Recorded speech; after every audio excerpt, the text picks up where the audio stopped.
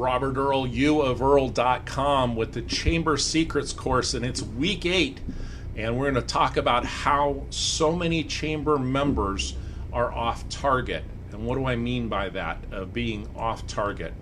Well, they jump in with advertising and sponsorship right away. And I debated in the course as to whether to offer this very first week because this advertisement and sponsorship is where people put their money in, but they don't always put it into the chamber the right way.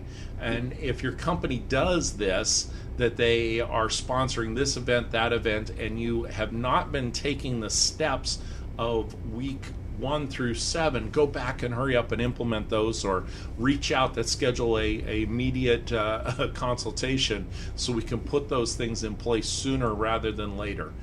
So looking at the calendar of events, what I see many times is that there are companies that will sponsor an event, and because they sponsor the event, their name appears somewhere, but they don't do anything further to activate the sponsorship.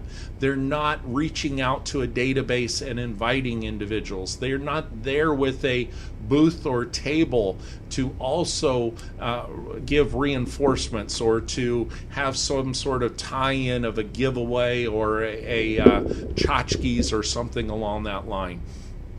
Great example of this is I follow auto racing, and the number of times that I see large companies spending multi-million dollars sponsoring a car to buy the rights to be able to be on this car, and then when you go into the, whether it be the bank branch or the store or the shop that's in there, there is no tie-in, there's no cross-branding or cross-activation of the sponsorship. And because of this, they have a one-time, one-shot to be able to get their brand recognition across.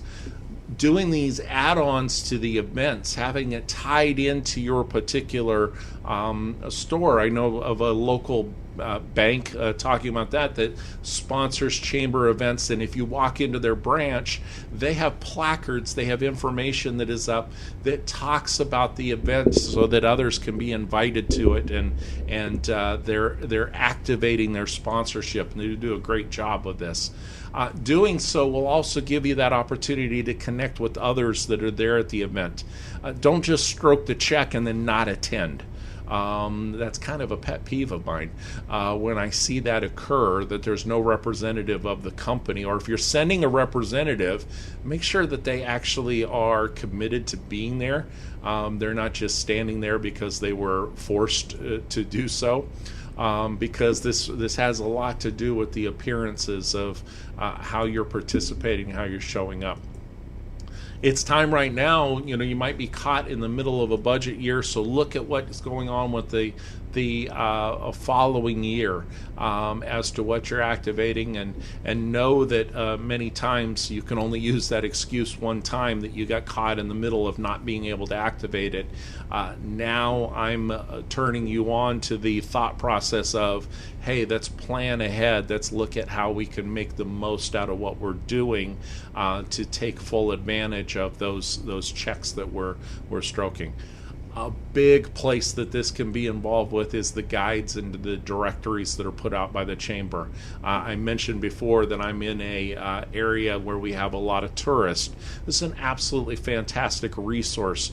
Utilize all of the fields that are available to you as far as and don't just have, how do I put this, have your marketing message of how you want to be known put in there. Don't just copy and paste something off of your corporate website of your mission statement to be included in there, but really have some thought to it of how you're utilizing that directory to attract people to want to do business. Potentially partner together on the ad section so that you cut your costs down, but you and a like-minded business can share the cost of an ad that goes in there. As far as the website's concerned, with the directory that's involved and goes into that, or any of the banner ads, you want to make sure that these are directed back to your particular site, and you have some way to capture the information of who's attending or who's visiting your site. And I'll talk about that in just a bit.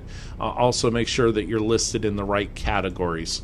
The reason that we want to have the banner ad come over to a place where you are able to capture their information through a Facebook pixel. Now, what is a Facebook pixel? It's a piece of code that you can put on your own individual website that reads the information so that if they are a Facebook member, you now have the opportunity to retarget them.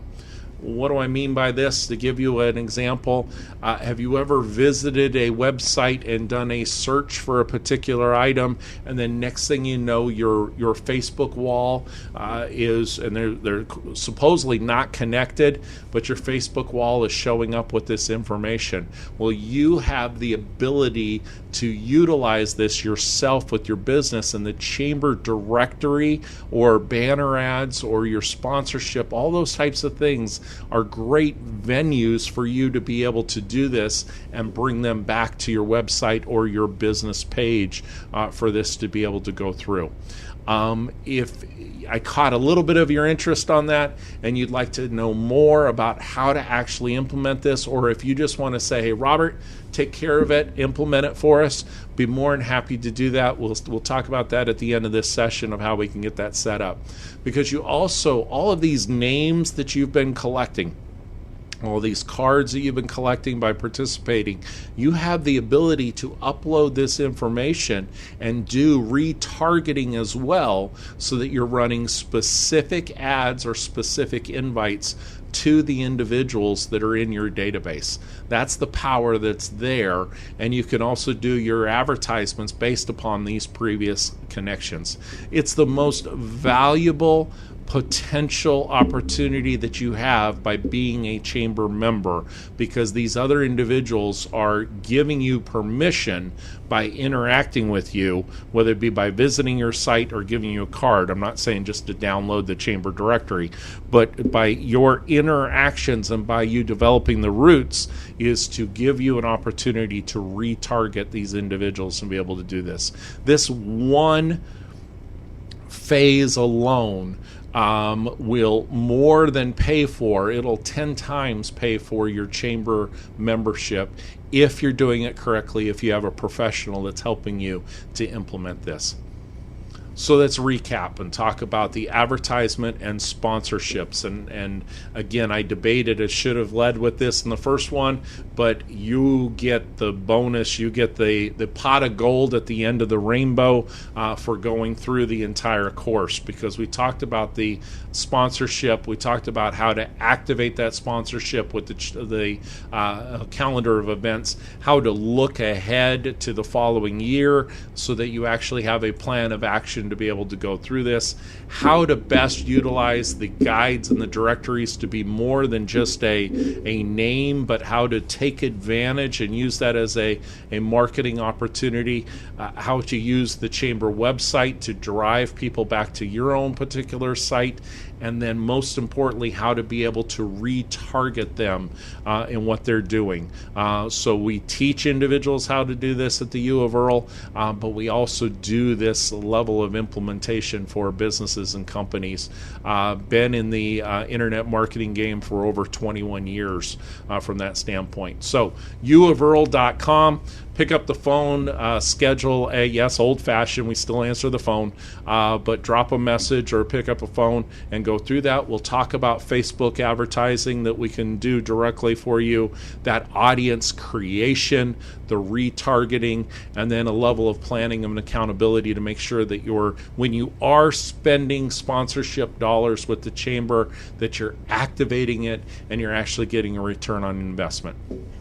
So there we go. Chamber secrets, all 8 weeks, we've got through them. You have the ability to go back through the different modules. You also have access to the Chamber Secrets Guide. If you have any questions whatsoever, or if there's anything that you would like to see improved in the course or touched upon a little bit more, I'm open. Feedback is the breakfast of champions. I would love to hear it. So until next time, when we get to interact or we get to have our one-on-one call, make it a great day.